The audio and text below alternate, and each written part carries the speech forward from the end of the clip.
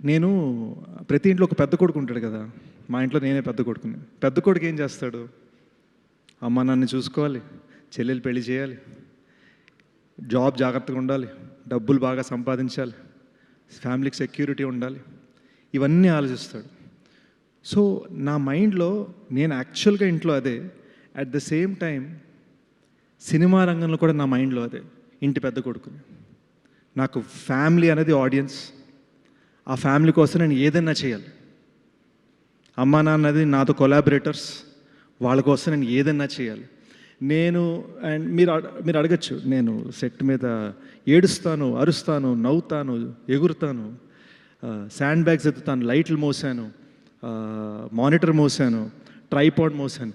పాపం ధనుష్ వేరే షార్ట్ పెట్టుకుంటే ధనుష్ చేత ట్రైపాడ్ మోయించాను, జనరేటర్ మోసాను. నేను చెయ్యని పని లేదు.